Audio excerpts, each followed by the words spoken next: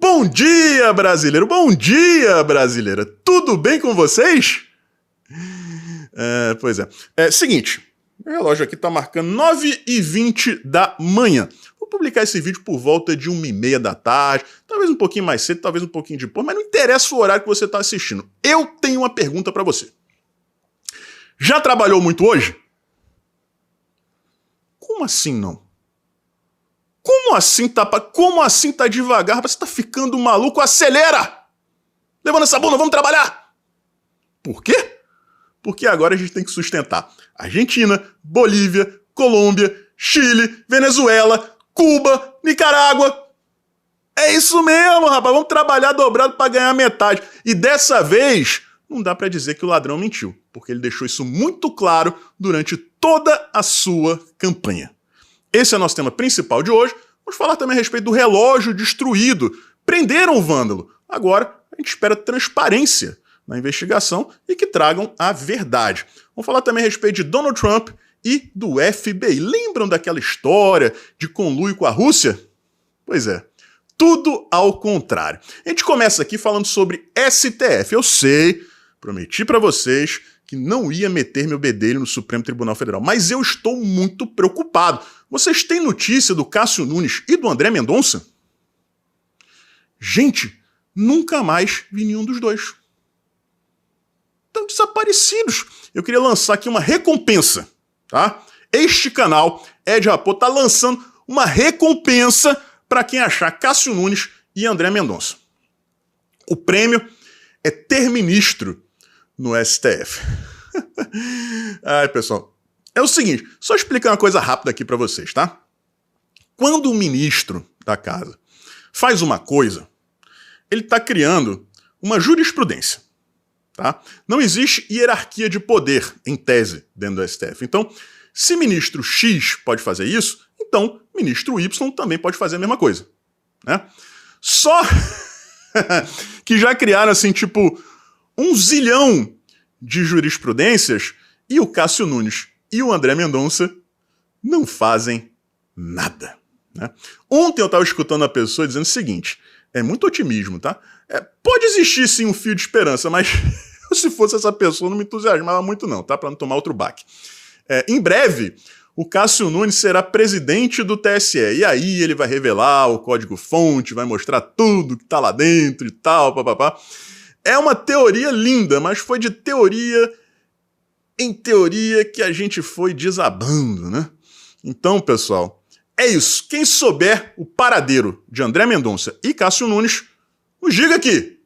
Prêmio tem ministro. Quem aí não se lembra daquela narrativa que assombrou o Donald Trump durante 4 anos de governo? Em 2016, ele teria vencido as eleições graças a um conluio com a Rússia. Quem fez a denúncia? O FBI. Um top agent lá, um diretor cascudo, disse que existia isso aí, um conluio do Trump com a Rússia. Durante 4 anos, bateram no cara. Perdeu com certeza muitos votos por conta disso aí. Em 2020, veio a eleição, ele perdeu, a gente tem que falar que ele perdeu, assim como a gente tem que falar que Bolsonaro perdeu aqui no Brasil, mas tudo bem. Surgiram evidências de que não era bem o Partido Republicano que estava de conluio com a Rússia. Né? E agora veio a prova definitiva disso. O tal agente, o tal top agent do FBI, que denunciou o Donald Trump por ter conluio com a Rússia, foi preso por ter conluio com a Rússia. Assim, galera, a gente se acostumou aqui no Brasil a repetir tudo que acontece nos Estados Unidos 2 anos depois. Igualzinho, parece, às vezes quando tem aquelas séries, né? Tem a série nos Estados Unidos, aqui no Brasil vão lá e fazem uma versão tupiniquim, né? Que tá mesma coisa, né? Com algumas adaptações aqui e ali. Será que a gente vai ver isso no Brasil? Eu acho difícil, sabe por quê?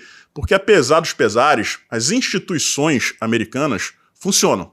Elas vão se adaptando e voltam a funcionar como deveriam, apesar de falharem aqui e ali. Aqui no Brasil não, quando você cria a primeira rachadura, é praticamente impossível você fechá-la.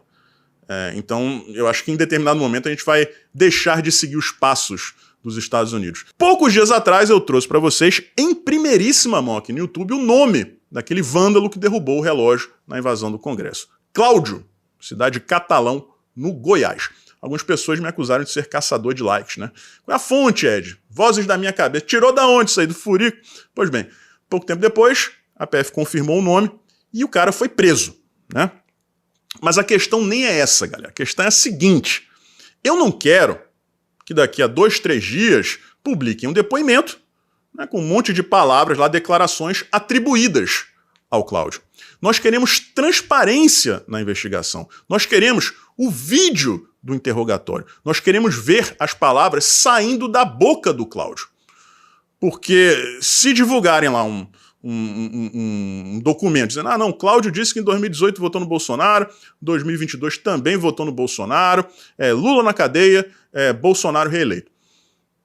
Gente, a gente sabe como é que as coisas têm funcionado no Brasil, é meio complicado de você acreditar. Então aqui um pedido à Polícia Federal, aliás, um pedido que nem deveria necessariamente ser feito, né? A coisa naturalmente deveria ser dessa forma.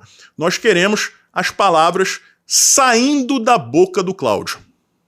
Nós queremos o vídeo, no mínimo, o áudio. O ideal é o vídeo do interrogatório completinho do Cláudio de Catalão, no Goiás, o responsável pela destruição do relógio. Se vierem com documentos, só com as declarações dele, lá, assinatura e tal, vai ficar muito, mas muito esquisito mesmo. Chegamos então ao nosso tema principal de hoje. Peço logo desculpas pela brincadeira no início do vídeo. Eu sei que a coisa é séria, mas sei lá, gente. Uma coisa é fato, tá? Em momento algum, o Lula mentiu na campanha nesse sentido. Ele nunca negou que fosse voltar a financiar outros países, usar o nosso dinheiro, né, para bancar projeto. O primeiro vai ser o gasoduto na Argentina, ele estava lá com o Alberto Fernandes e deixou muito claro que vai fazer isso. O Haddad, a mesma coisa. Então, por isso que eu falei, vamos trabalhar dobrado e ganhar pela metade, né? Porque vão aumentar os impostos e a gente vai ter que sustentar essa cambada de vagabundos, como a gente já fazia no passado. E eu acho que a coisa vai piorar bastante agora. Não adianta chegar para os arrependidos e dizer tá vendo aí a bobagem que vocês fizeram? Faz o L. Porque, na minha humilde opinião, vou falar isso de uma maneira bem sutil, não foi o voto dessas pessoas que decidiu a eleição, pessoal. Vocês sabem disso, né? Para bom entendedor, minha palavra basta. É hora de trazer essas pessoas para o nosso lado, não de ficar esculachando elas.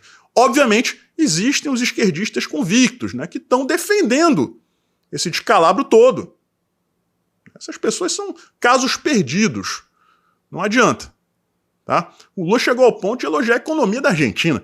95% de inflação em 2022. Enquanto isso, criticava a nossa economia, que teve deflação repetidamente no final do ano passado. O cara é um mentiroso compulsivo agora. Em relação a outros países, a bancar esses outros países, ele nunca mentiu sobre isso, a gente tem que ser justo. O TSE tentou desvincular a imagem dele da imagem desses líderes, né? Mas da boca dele nunca saiu nada. Tá? Forças Armadas, esqueçam, pessoal, parem de nutrir esperanças de que os caras vão fazer alguma coisa. Teve reunião da cúpula das Forças Armadas para tratar do caso do Coronel Cid, né, o ex-ajudante de ordens do presidente está sendo perseguido. Não vão fazer nada, no máximo vão proteger o coronel, né, para impedir que ele vá para a reserva, porque o que querem, né, o PT quer fazer, o Lula quer fazer, é punir o Cid, impedir que ele se torne general, mandar o cara para a reserva para impedir que ele, né, ascenda na carreira. Tá? Pode ser que a cúpula resolva esse problema, mas nada além disso. Quando eles tiveram a oportunidade de fazer, colocaram o galho para dentro e não fizeram. Não vão fazer agora. A gente tem que parar de usar as Forças Armadas como bengala, principalmente no tocante a ter esperança. Esqueçam as Forças Armadas. A temperatura tá fervendo na caserna? Tá. Né? Coronel para baixo está todo mundo pé da vida, principalmente no Exército. Tá? Não diria a mesma coisa sobre Marinha e Aeronáutica. No Exército, então sim. Vai adiantar alguma coisa? Não vai, gente. Não vai. Só existe uma coisa que o Exército poderia fazer. Era chutar o pau da barraca e mostrar tudo o que sabe sobre as eleições. E eles sabem muita coisa. Tô acusando ninguém de nada, TSE, só tô dizendo que eles sabem de coisas. Podem ser coisas ótimas para a esquerda, né, para o TSE. Mas se existe alguma coisa que eles poderiam fazer para recuperar a honra deles, seria isso. Mas eles não vão fazer. Por quê? Porque são corporativistas. Eles não têm coragem de fazer isso aí. Novo comandante do Exército. Lula vai lá e diz, ele pensa que nem eu. Por que ele disse isso? Porque, de acordo com o Tomás Miguel Miné Ribeiro Paiva, não esqueço esse nome jamais, maior traíra da história desse país, as Forças Armadas têm que ser apolíticas. Beleza, você pensa assim, o Lula pensa assim. Agora minha pergunta para o presidiário. O BNDES é assim também? Apolítico? A Petrobras é apolítica? Os tribunais superiores do Brasil são apolíticos? Então, peraí, porque só as Forças Armadas têm que ser apolíticas? E mesmo que fossem, e mesmo que sejam, em momento algum, a direita tentou sequestrar ideologicamente as Forças Armadas. Mas não! O que vocês preferiram fazer? Cruzar os braços e depois entregar o povão de bandeja, né? Vamos entrar nesse ônibus aqui, vocês vão para casa. Ou foi a casa que essas pessoas foram? Então, pessoal, vamos esquecer. Esqueçam Forças Armadas. O povo só tem o povo. Tá? Foco total, Pacheco não pode se reeleger para a presidência do Senado. Um forte abraço e a gente se vê por aí.